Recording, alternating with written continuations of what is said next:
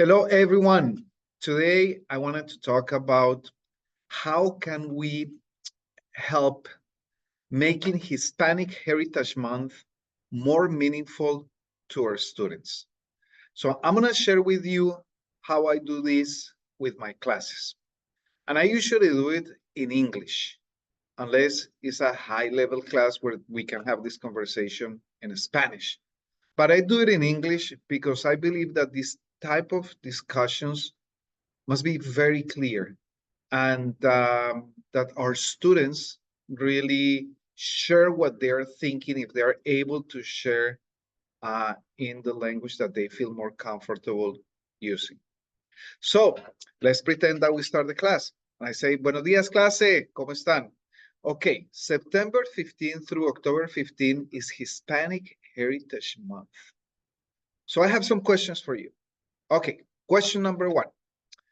What is Hispanic Heritage Month?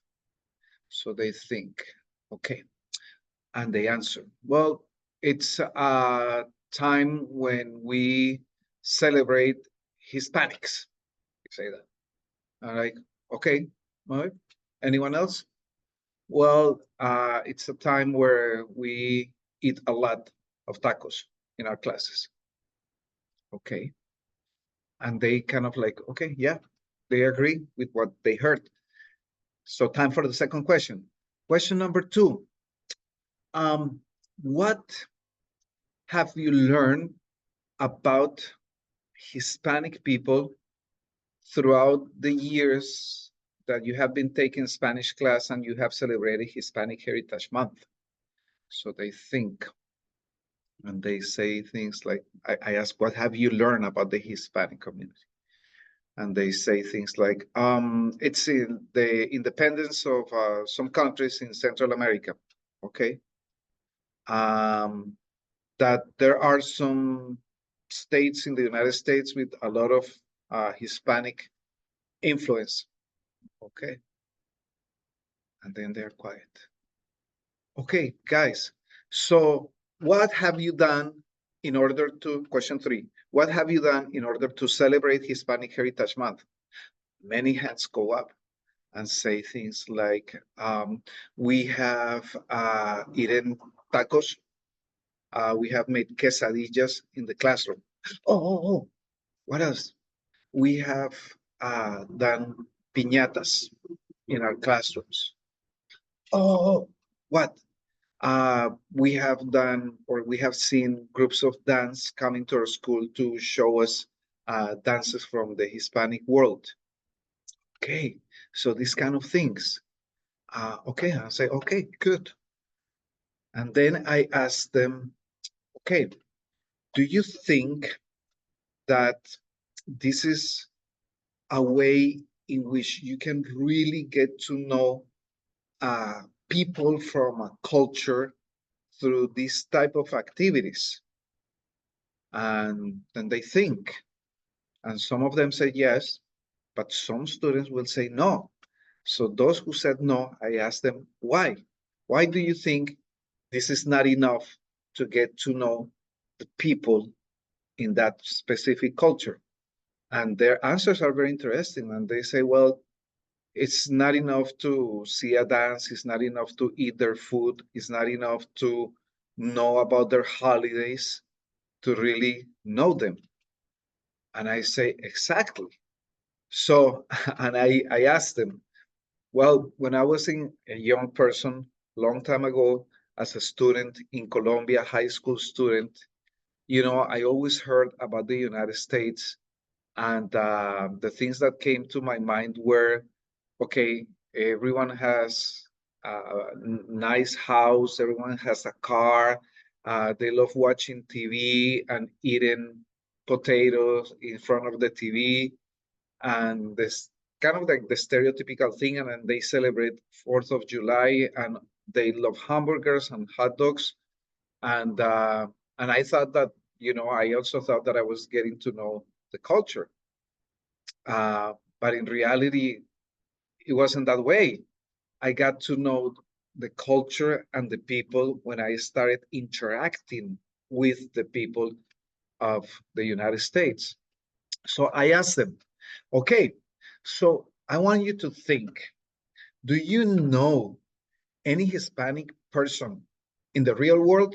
Real world means outside of the school, because at school you have me and you have other Hispanic teachers and you have people here who are Hispanic, but outside of the school, do you know any other Hispanic person? So they think, I say, think about your neighbors, think about your friends, friends of your family, maybe family members. Think about clubs, activities that you do after school. Do you know any Hispanic person? So they raise their hand, see, and they say, yeah, my tennis coach, it's Hispanic. And I ask them, where from? From Venezuela. Oh, okay, great. And then, oh yeah, I have people in my soccer team who are from Latin America. Where are they from? Oh, I think they're from Mexico and they are from Colombia. Oh, okay. And suddenly you see more hands and they say, yeah, I have a friend who's from Peru. She's my neighbor. So now it's a friend, right? It's like, yeah, oh, great, awesome. And then another person, yeah, I have a friend who is from, and when they say that they're from Peru or Colombia or Mexico, they're pretty much referring to their heritage. Not that they just came from these countries, right?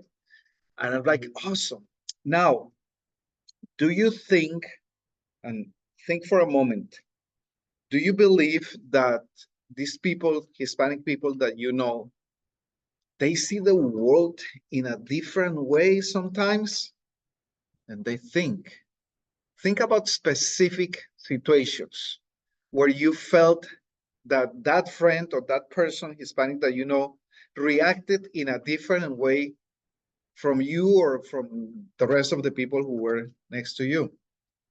And then they are like, yeah,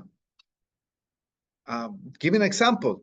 So someone says, well, I see that my friend from Peru, she never makes a decision before consulting with her family.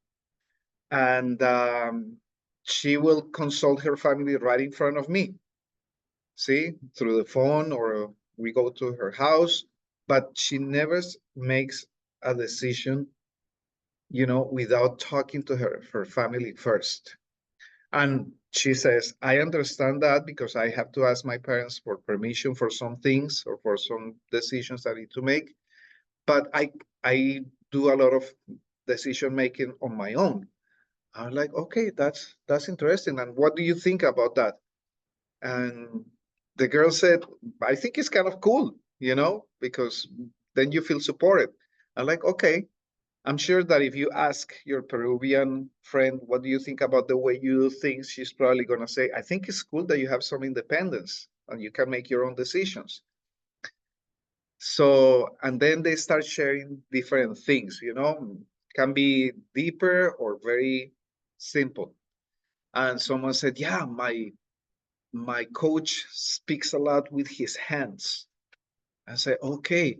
And what do you think about that? He said, that's kind of cool because sometimes you can understand better, if you see the person's hands moving in some way, especially for a coach who's indicating things that the players have to do, right? And I said, and they're like, yeah.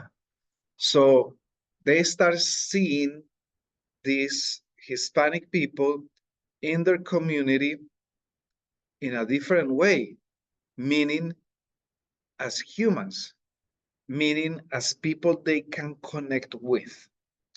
So, what is the issue here? We have celebrated Hispanic Heritage Month in this country for decades, but we still keep celebrating the surface things, the things on the surface. We bring food, tacos, we do dancing, we do piñatas, we decorate with papel picado, and we do all these things that are attractive, interesting to the senses, right? We decorate the school with flags, but we really do not get into the real meaning of what this celebration should be. Especially in the United States, this celebration should be an opportunity to help our students understand that Hispanic people are not anymore visitors, are not anymore just the recent immigrants, are not a world apart from the world. We need to help them realize that they are part of who we are as a nation, that they are the same kind of friend that you have in other situations or places in their lives. So we don't have to look at them differently. So Hispanic Heritage Month is not to make Hispanics feel important. Because if you ask me, I am an immigrant. I've been here 25 years. If you ask me, if my students ask me, do you feel celebrated during Hispanic Heritage Month? Do you feel special? Do you feel hugged by the community and the country? I will say, no, I don't. I don't. I feel exactly the same as I feel every day. And that's because this is what we're doing in our classrooms.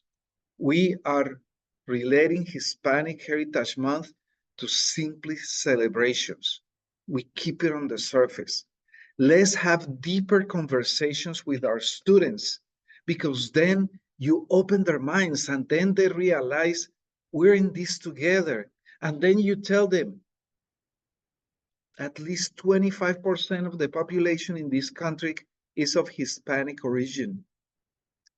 Imagine that. We're talking about over 80 million people. Imagine that. So we don't learn Spanish in the United States because it's cool learning foreign languages, because it's cool to speak a different language, because it enhances your thinking and your brain. We learn Spanish in the United States because we want to be part of the community, because we want to connect with everyone, because this is pretty much a bilingual country. So let's stop pretending that Spanish is a foreign language or a world language in the United States. Spanish is as American as any other American thing. And we know that the first European language spoken in United States soil was Spanish.